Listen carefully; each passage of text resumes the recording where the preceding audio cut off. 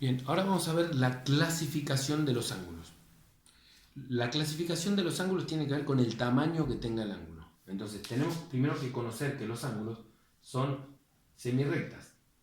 Tienen un origen y no tienen final, ¿no? Este es un lado del ángulo.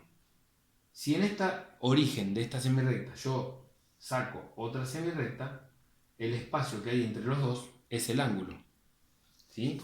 Por lo general se le hace un dibujito así, como si fuera con el compás. Ahora, esto que quedó acá es el ángulo. Dos semirrectas que tienen el mismo origen me generan un ángulo. Ahora, esta medida que yo tengo acá, según la medida que tenga el ángulo, voy a tener el nombre o clasificación del ángulo. Yo siempre digo que si no salió de su movimiento, quedó ahí, esto es un ángulo de 0 grados. O sea, no se movió, la aguja no se movió.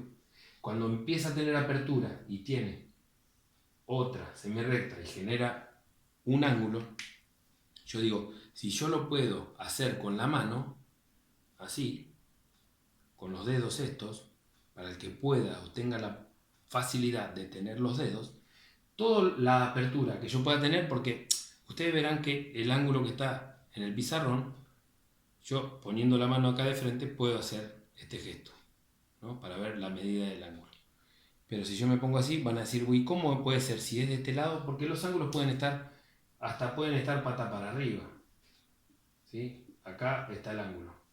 La apertura tiene que ser así. Entonces, si yo puedo ver la medida del ángulo con mis dos dedos, hasta la máxima extensión que tenga con los dedos, ese ángulo se llama agudo. Significa que el ángulo va a estar entre 0 grados y 90 grados. ¿Sí? Todo lo que yo pueda abrir con los dedos me da el nombre de ángulo agudo. Yo digo, bueno, como decía el chavo, eso, bueno, estaba diciendo agudo, agudo, agudo, agudo. Cuando llego al máximo, que me forma como una L la mano, es un ángulo recto. Digamos, la pared y el piso forman un ángulo recto.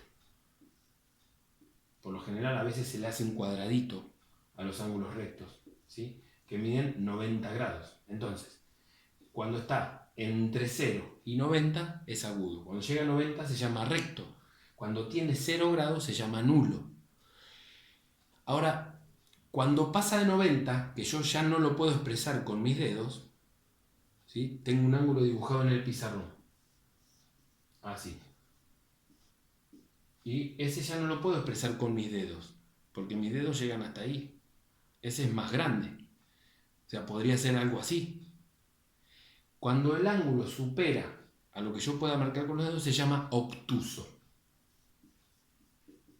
Obtusos son los ángulos que van de 90 hasta 180 grados. ¿Sí? Cuando pasan de 90 hasta 180 grados son ángulos obtusos. Y después tenemos el ángulo que tiene el mismo origen y van para distintos lados. Este ángulo es de 180 grados. Y en este momento ustedes podrían estar pensando en los bailarines, cuando abren las piernas y elongan totalmente su cuerpo, están armando un ángulo con sus piernas, arman un ángulo de 180 grados. Ese ángulo se llama llano. ¿Sí? Llano. Entonces, tenemos el ángulo nulo, el ángulo recto, el ángulo agudo, el ángulo obtuso y cuando se abren los bailarines tenemos el ángulo llano.